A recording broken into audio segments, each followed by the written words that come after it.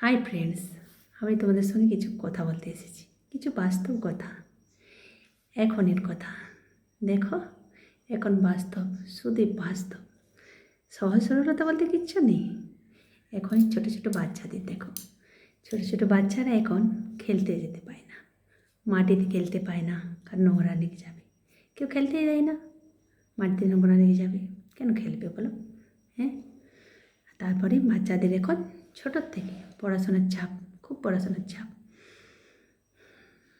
আমাদের জীবনটা খুব সহজ ছিল, আমরাও পড়াশোনা করেছি, কিন্তু আমাদের তো জীবনটা জটিল ছিল। ফোন ছিল না তখন, ফোন না থাকার কারণে জীবনটা সত্যি সহজ সরল ছিল। ফোন এখন অনেক কিছু খারাপ দিক এসেছে ফোনের, যেমন ভালো দিক আছে, ভালো দিক গেলে কেউ তো নেয় না, সব খারাপ দিকে নেই। বাচ্চাদের ইফেক্ট খুব পড়ছে এর বিষয়ে। বাচ্চা ছোটোর থেকে এখন ফোন ধরে দিচ্ছি, বাবা মা বদমাশি করছে না, ফোনটা দেখো। আমিও এটাই করতাম, খুব বদমাশি করতো, তাহলে ফোন নিয়ে খাবার খায় না, ফোন নিয়ে খাক। কিন্তু এগুলো দেখলাম পরে খুব খারাপ হচ্ছে, তার জন্যে ওকে ফোন দেওয়া বন্ধ করে দিয়েছি। এখন আর ফোন দেখে খায় না, আর এমনি তো ফোন দিই না। ফোন জিনিস খুব খারাপ, এই জন্যই বলছি।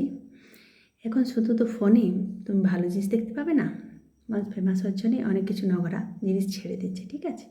বাচ্চারা তা বোঝে না, বাচ্চারা হচ্ছে খুব সহজ সরল, তার জন্য বাচ্চারা সব কিছু দেখছে, আর খুব বাজে ইফেক্টও পড়ছে এর জন্য, খুব বাজে ইফেক্ট পড়ছে এর জন্য। এখন বাচ্চাদের আবার গেমে নেশা হয়েছে প্রচুর, আর বাচ্চা গেমে নেশা, যেমন ফ্রি ফায়ার, এর জন্য তো কত বাচ্চা, কত কেস হয়েছে, কি বলবো, কত বাচ্চা আবার মারাও গেছে বাবা মার প্রতি রাগ করে। ফোন খুব খারাপ জিনিস।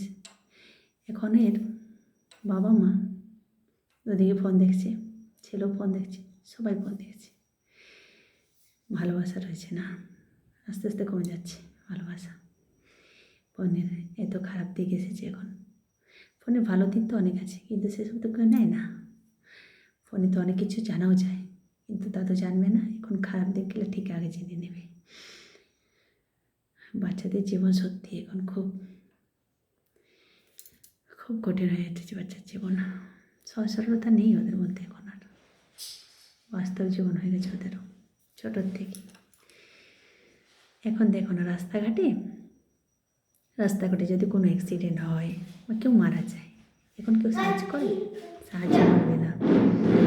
এখন সবাই ছবি তুলবে, তারপরে পোস্ট করে দেবে, কিন্তু সাহায্যের হাত কেউ বাড়িয়ে দেবে না। কোনো মেয়ের প্রতি কেউ অবাধ্য আচরণ করছে, তাও কেউ সাহায্য করবে না, কিন্তু ছবি তুলে নেবে, ফোনে ছবি তুলে নিয়ে পোস্ট করে দেবে। এখানে অ্যাক্সিডেন্ট হয়েছে, এখানে মারা গেছে, এখানে এই মেয়ের প্রতি অত্যাচার হয়েছে, সেসব লিখে ছাড়তে পারবে, কিন্তু সাহায্য করতে পারবে না। জীবনটা সত্যি বাস্তব, খুব বাস্তব হয়ে চলেছে। নমস্কার, এখানে শেষ করছি, কিছু ভুল হয়ে গিয়ে কাউকে